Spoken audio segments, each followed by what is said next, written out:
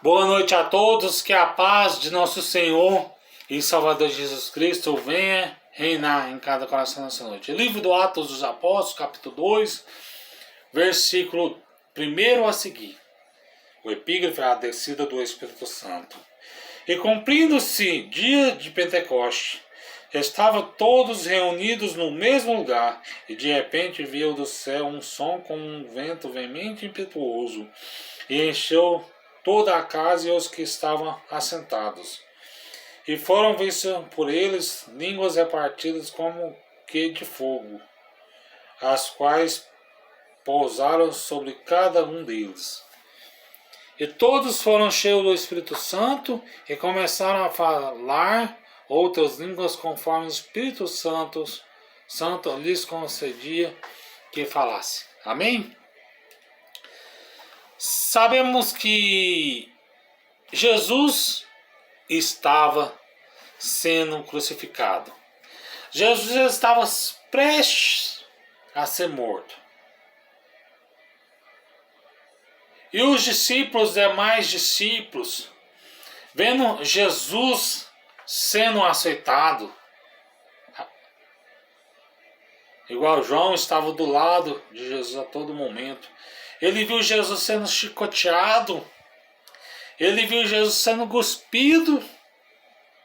Lançaram sorte sobre as suas vestes. Cuspiram na sua face. Dava socos no seu estômago. E falava, profetiza. Quem te bateu?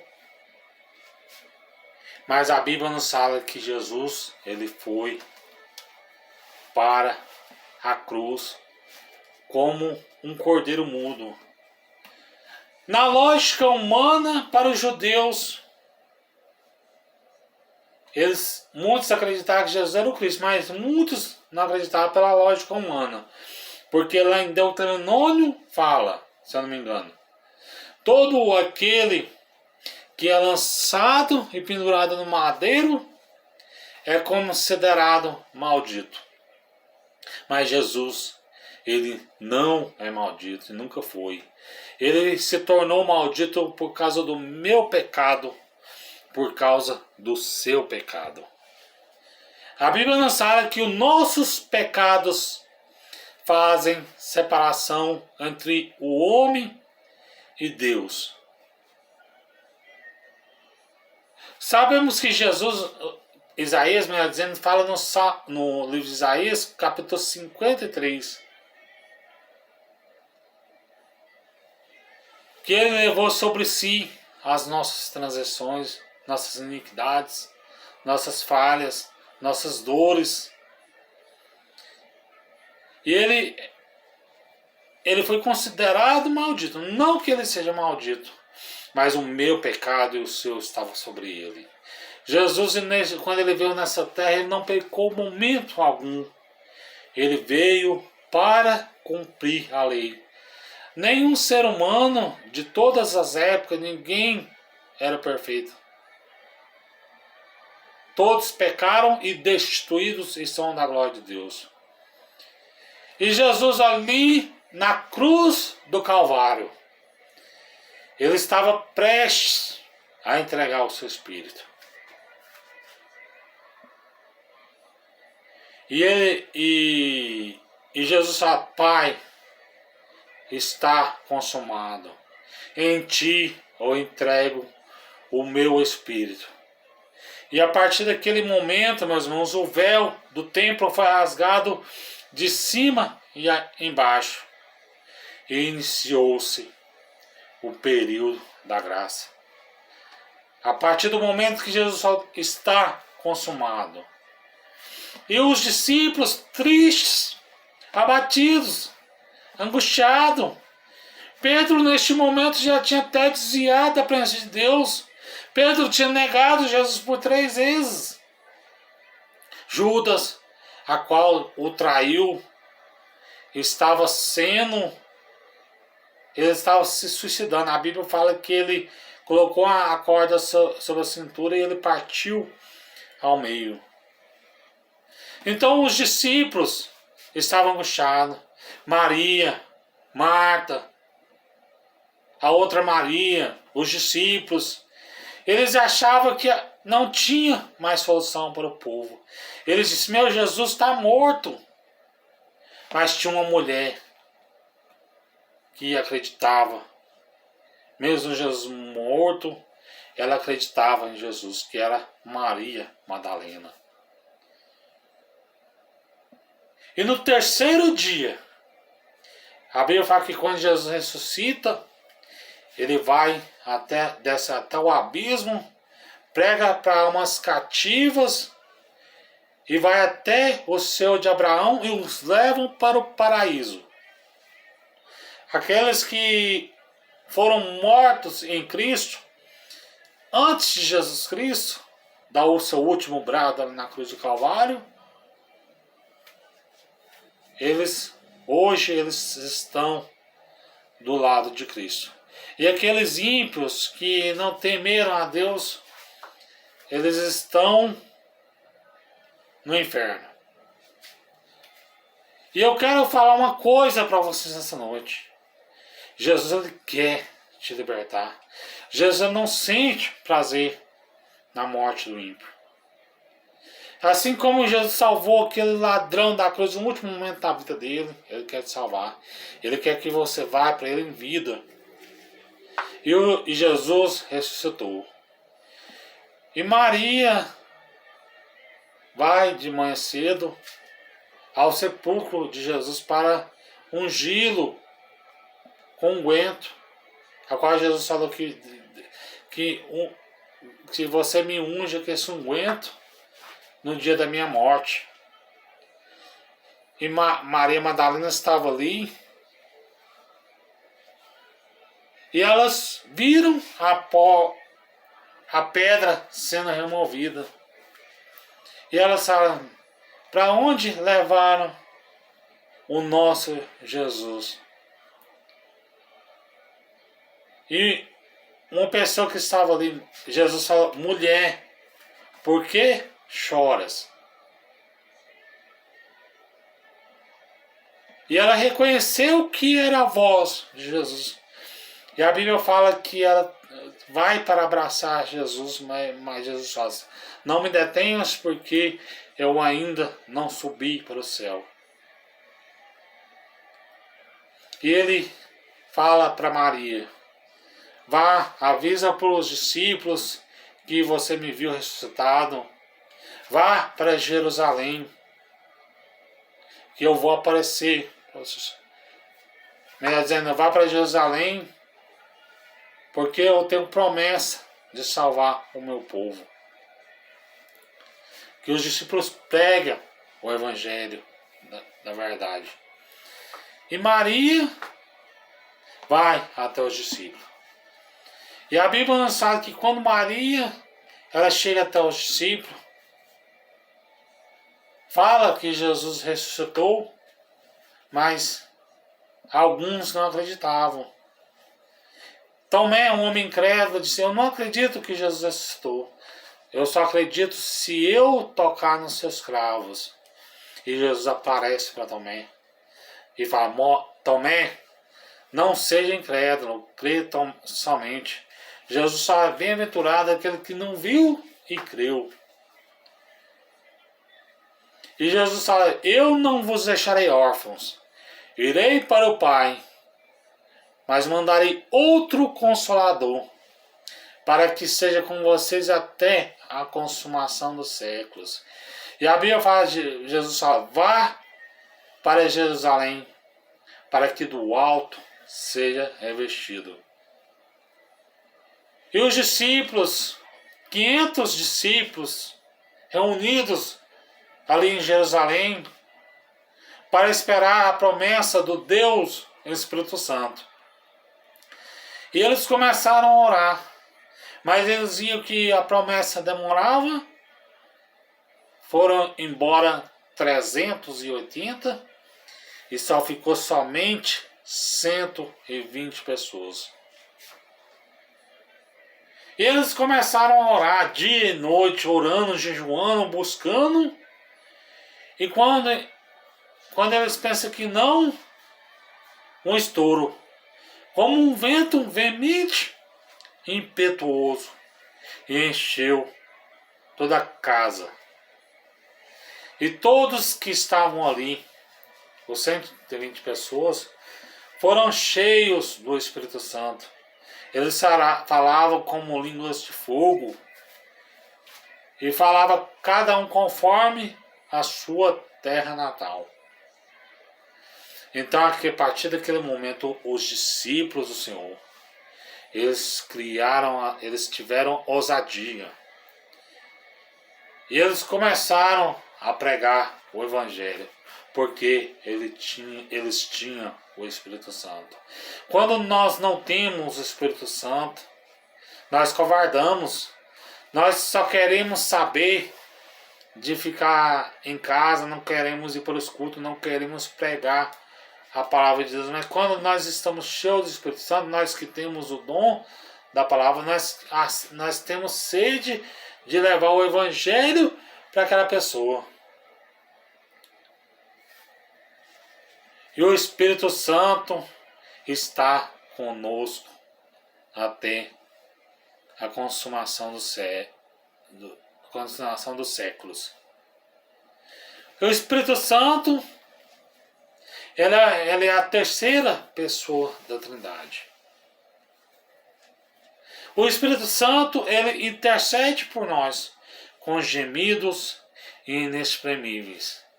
Sabemos que o véu do templo foi rasgado de cima e embaixo. E eu e você temos acesso a ele. Os discípulos tinham acesso a ele. Porque antes do véu do templo ser rasgado, quem tinha acesso a Deus era somente os reis, os sacerdotes, os profetas e as profetisas. Quando você cometia um pecado, conforme a sua situação financeira, se você fosse uma pessoa de classe baixa financeira, você tinha que dar uma pombinha ou outra coisa menor. E se você fosse melhor de condição financeira, você tinha que dar um boi, uma ovelha, um cabrito, um bode, para ser sacrificado pelo Senhor. Aí os sacerdotes apresentavam aquele sacrifício, o pecado da pessoa era perdoado. Davi vai nos falar no Salmo 51 que o Senhor não alegra em sacrifício, mas o Senhor alegra num coração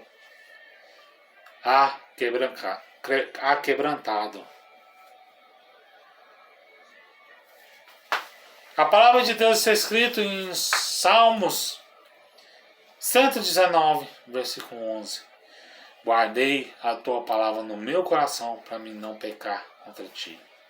Nós que temos o Espírito Santo, nós podemos até pecar, mas nós não ficamos o tempo todo no mesmo pecado, batendo na mesma tecla. Nós que somos cheios do Espírito Santo, nós amamos o nosso próximo.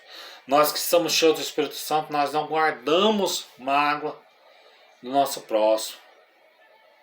Nós que somos cheios do Espírito Santo, nós temos vontade, nós temos sede de anunciar o Evangelho para aquelas pessoas que não conhecem a Cristo de verdade.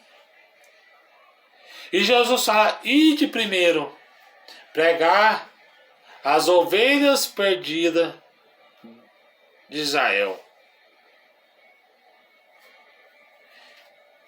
E o povo estava pregando em Jerusalém. E os discípulos estavam acomodados, porque Jesus falou para eles ir primeiro, não para eles ficarem em Jerusalém. Primeiro eles tinham que pregar em Jerusalém, depois de sair de lá. E foi necessário os discípulos espalhar. Veio uma luta, uma provação. Se eu não me engano, parece que é Nero. Colocou fogo. Algumas pessoas colocaram fogo na cidade e colocaram a culpa nos discípulos. Aí os discípulos teve que sair para fazer o id. Eles teve que sair de Israel, melhor dizendo, para pregar as ovelhas perdidas. E Jesus, meus irmãos, você que é uma pessoa cheia do Espírito Santo, você tem pecado, mas você esforça para obedecer os mandamentos do Senhor. E sabemos que a Bíblia nos fala em Romanos capítulo 8, versículo 32, que Deus não propôs nem o seu único filho.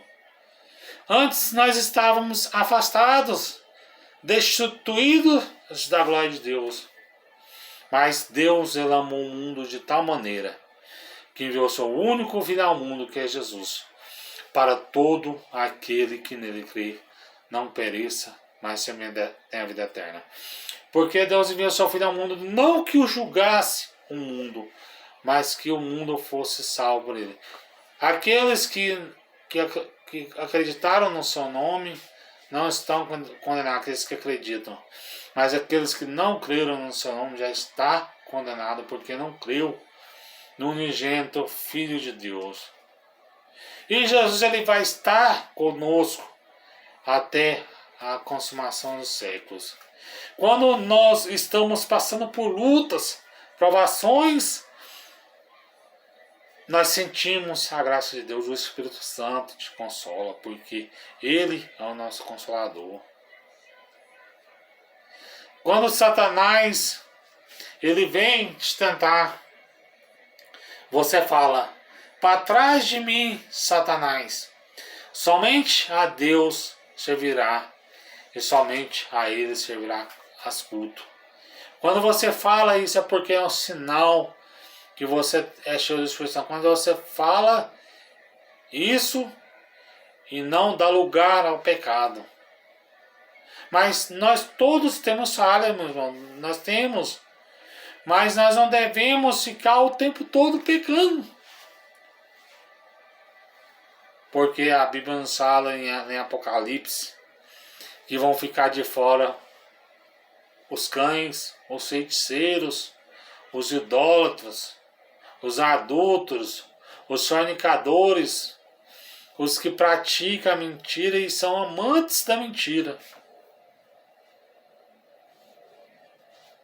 Mas Jesus, ele veio salvar um povo zeloso e um povo remido. A Bíblia fala em Apocalipse: eis que venho sem demora.